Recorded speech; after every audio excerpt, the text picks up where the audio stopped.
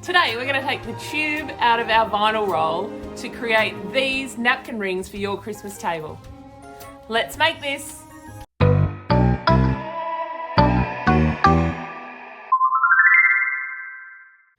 There are a couple of different inspiration areas for me for this project.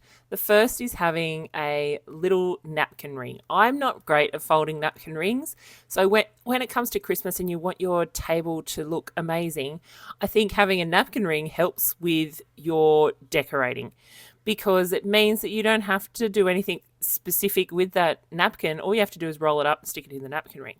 The second thing that I am using as inspiration is that idea of trying to find ways of reusing waste from our cricketing, because our cricketing does create a lot of waste.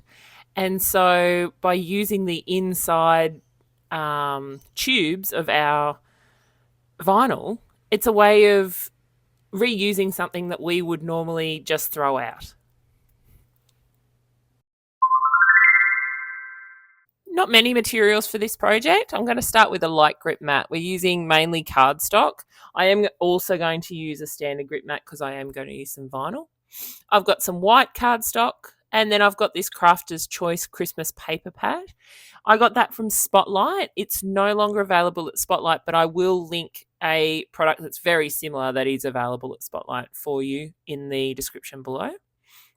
I'm using the inside tubing of some of my vinyl, and that's going to be the ring component of our napkin ring.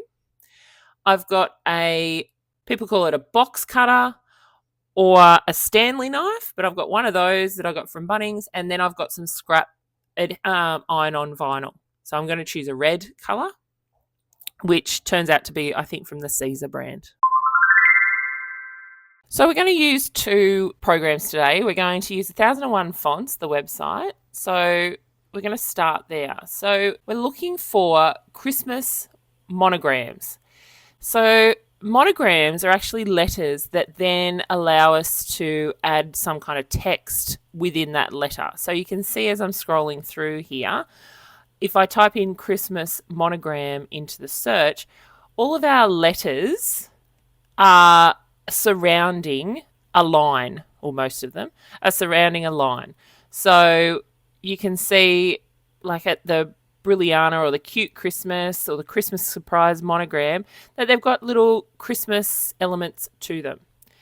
Now, I'll change the letter to M just so that we can see what the M will look like, because sometimes you'll find that different letters will have different representation or different images that go with it.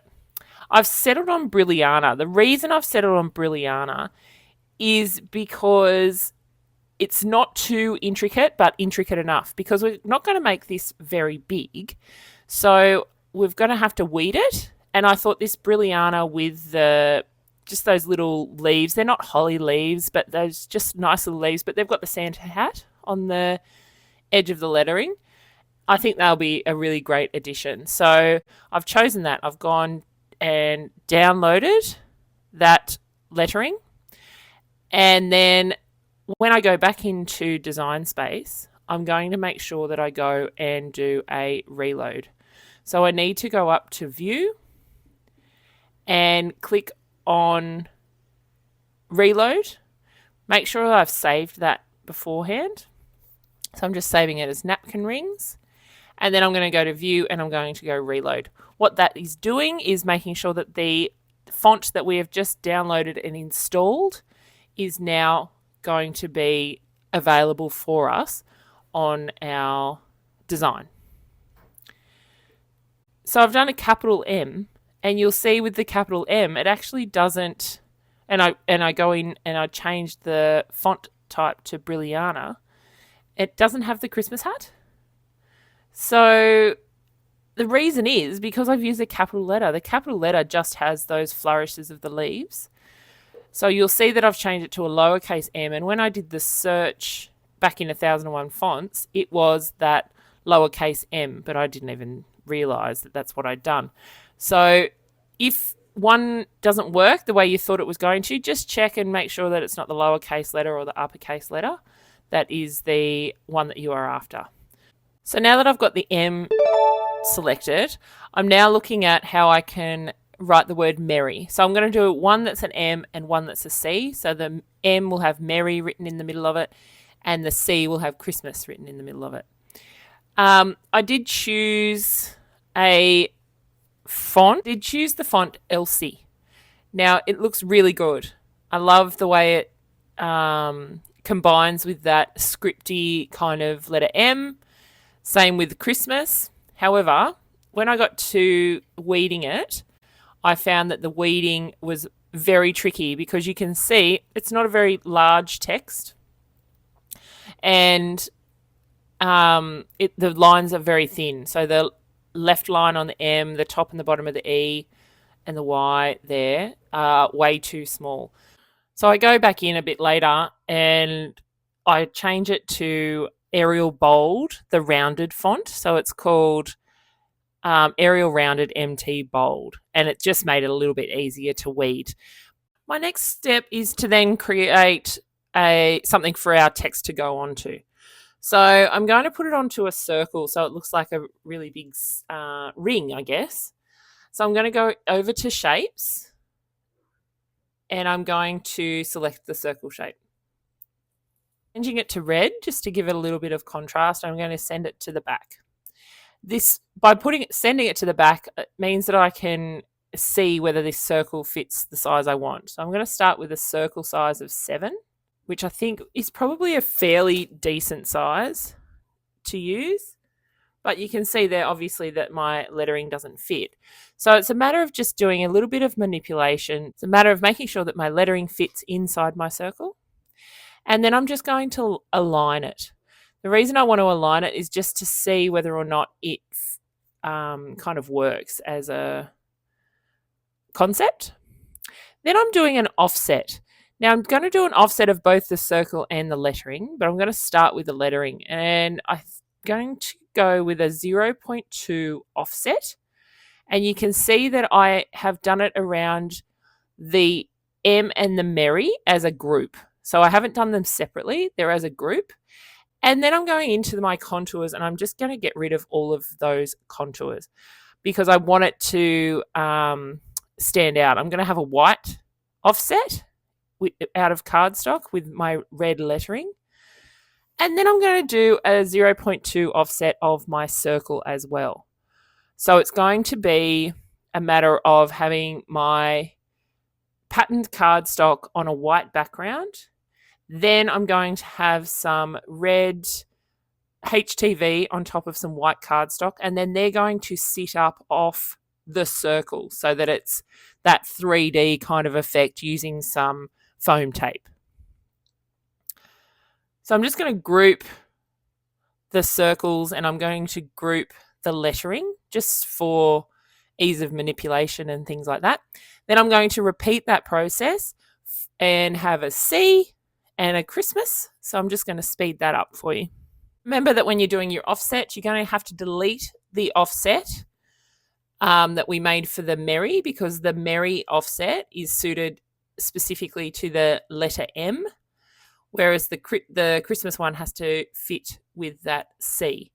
So again, I think I'm going to have to make sure that I get my offset sorted so that I don't have any little weird components. So make sure you go back into your contours. And I've just changed the coloring again, and it's just really so that visually I can see what it's going to look like. Now you can make heaps of these. I'm just going to make 2 for this video, but if you could make these, once you get your design, and let's say you're doing a merry and a Christmas, you could just keep printing these and they take no time at all to put together. So you could personalize these with people's names, all of those kind of things. Now, before you go and hit make, you've got to make sure that you attach the letter as well as the word. So you need to attach the big letter C and the word Christmas, not the offset, just the letter C and Christmas. And you've got to attach the merry and the letter M. So down the bottom right-hand side, you've got to click on that attach once you've selected the letter C and the Christmas, or the letter M and the merry. If you don't do that, what will happen is when you go into make, it will create two separate components, and then you're going to have to put it back together yourself.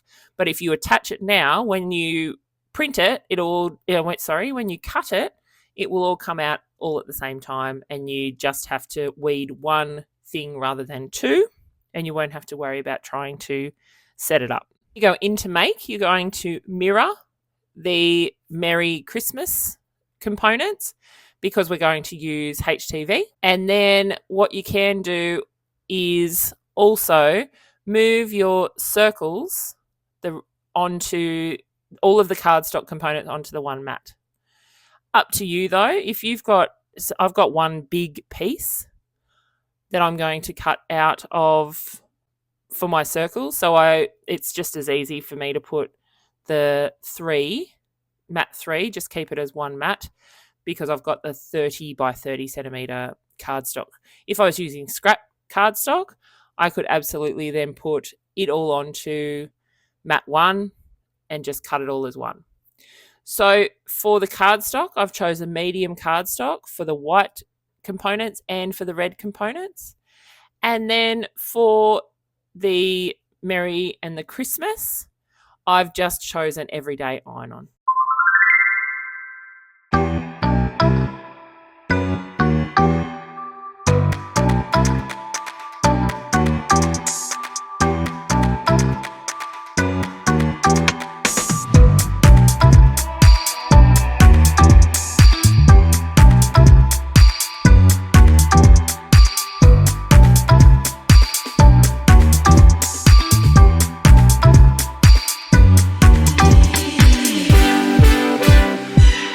So I'm going to start the making component of this, or the production, by cutting my tubing. So I'm going to cut, it can be any size, I'm just choosing 1 inch, which is in Australia it's 2.5 centimeters, but it's up to you how thick or how thin you want that to be. And I'm just using a pencil just to mark it like a dotted line essentially. Oh, I'm going off the screen here, aren't I? So we're doing just a dotted line, so then I can use my Stanley knife to then cut as I go along using that dotted line as a guide. So these are pretty tough tubing that you get from the inside of our vinyl. So you do need to give yourself a little bit of pressure just to cut through, but the main thing is to keep it as straight as possible.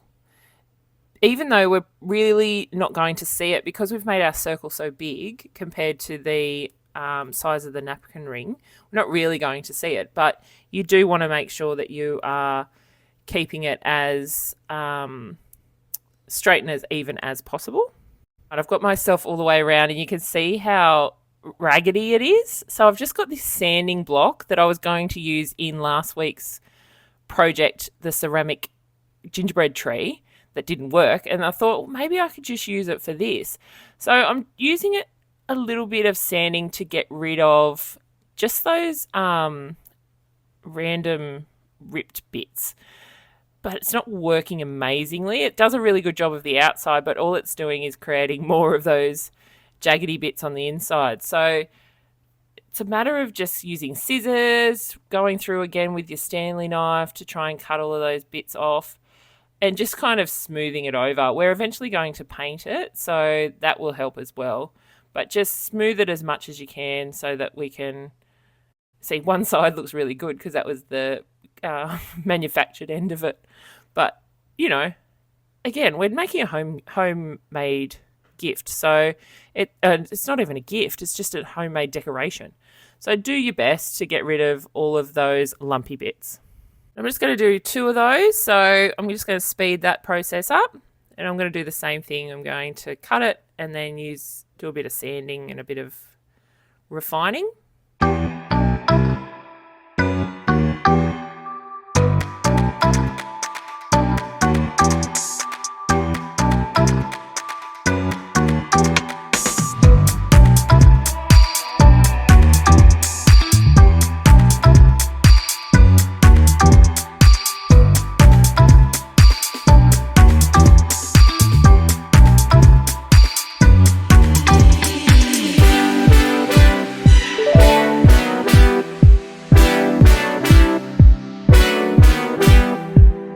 now that I've cut the tubes and sanded it or tidied them up as best I can, I'm just using some white acrylic paint, and I'm just going to paint the outside. I know the tube's already white, but there's a few little blemishes and a few little, you can see on this one how there's a little bit of cardboard sticking out. So I just thought if I just tidy it up a little bit, and we'll go on the inside as well as on the outside, just to give it a little bit of a tidy up, really. Again, we're not going to see these actual rings because of the size of our decoration, but you know, you want to take a little bit of pride in the project. If you have any thoughts on how we could have cut that better, let us know in the comments below, because any of those kind of hints would be fantastic. If you've got a laser cutter, that would probably have worked perfectly. So I'm just going to speed this up, and I'm going to paint the inside and the outside.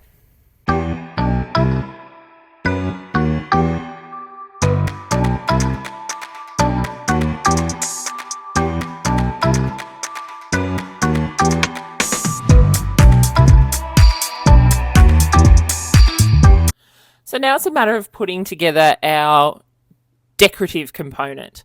So I've put my mini press on level 2, and I'm just going to iron on our vinyl onto the cardstock. So we're going to start we're going to work our top down. So look, the reason I'm using the HTV as my top, A, because it's easy to weed, B, there's no issues with our transfer tape sticking to the cardstock, and C, if I'd done it with cardstock, possibly it wouldn't have cut properly.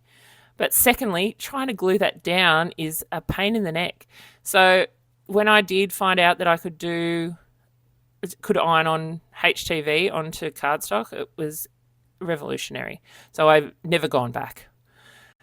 So just a real quick press, and then you want to make sure that you lift that transfer, the backing, essentially, that clear backing. You want to lift that pretty quickly. If you leave it too long, what happens is it will kind of stick to that cardboard a little bit, and it will make it harder for you to lift off the vinyl, and it bubbles. So I tend to, regardless of whether the instructions say a cold peel or a hot peel, if I'm ironing onto cardstock, I tend to lift it when it's still hot or at least warm. If you've got any tips or tricks about that, please let us know in the comments below. Next step is to put our cardstock bits together. So I've got this glue tape that I've shown you before that I got from Shein. They're little fantastic little things, cheap as chips. And I'm just going to glue tape the patterned tartan cardstock on top of the white, so that we've got our bottom component done. I'm going to eyeball this to put it in the middle, but if you are someone, I've said before, if you're someone who's a bit more precise than I am, please use a ruler or whatever measuring device you've got that will help you with this. And our last step is to attach our Merry and our Christmas onto our circles. So I'm just going to use some foam tape for that. I've got this foam tape from a shop called Shiploads down here, but you can also very easily get this at Spotlight. I'm not sure. I've never looked in the reject shop or anywhere like that. Even I can't remember seeing any in Kmart or anything like that. But I do know that you can get rolls of this in Spotlight. And all I'm going to do is put it around the fatter components. So I'm going to put one piece where the hat is, and one piece where that curly bit of the M or the curly bit of the C is, and then maybe one other one just to lift it off the circle. And then I'm just going to stick it straight down. Now that we've got that, I've got some hot glue, and I'm just going to hot glue this onto my ring. Look at it. How cute is it? This honestly is one of the quickest, easiest projects, but I really love how this has turned out. I think this is going to be fantastic. Yeah, I think this is going to be fantastic on my Christmas table. I've got a colour theme of red and white, so that's why I've chosen the red and the white. And I've got some cardstock that has red and white spots, but the spots were so big that I thought maybe they'd be missed because it's not a huge project. So that's why I've chosen that tartan that's got a little bit of green in it. But that's the Christmas tree coming through. And there's my second one. Oh, I love them. Oh, they're so. Hang on a minute. Okay, so I've just realised when I put my serviette through this, I'm going to have to put it on the plate at a horizontal rather than a vertical. So usually when you put your napkins down, your napkin goes from the top to the bottom, so like 12 o'clock to 6 o'clock. But I'm going to have to do it crossways because of the way I've put that on. So just before you hot glue them on and you jump in as quickly as I did, maybe just think about how you would like your napkin to sit. So if you wanted your napkin to sit 6 to 12, you actually need to run the word Christmas along, or the word Merry needs to run it along the actual ring that we've created rather than across the ring like I've done. But let's see. I'll put it all together and let's see what happens. But I really do like them. I think they're cute. Well, Wade has turned a mistake into an absolute cute disaster. I've managed to put the napkin through and it makes it look like a bow. So you can either have it horizontally, like my mistake has created, or you obviously can have it as your vertical in the normal way. This is a great project if you are starting out with a Cricut because it is teaching you about offsets. It's helping you to use cardstock, iron on HTV onto cardstock, but also a great one for someone who's been cricketing for a while. You can create more intricate designs. You could change up some of the stuff that you're doing, or you can really just make these very quickly the night before Christmas because you've just realised you've got a whole heap of people coming over and you aren't sure what your table's going to look like. So I'll see you next week for my next Christmassy tutorial. Thanks for watching. Please don't forget you can always jump on my Instagram, head over to my Etsy store, or even check out the videos YouTube recommends for you down below. See you next time.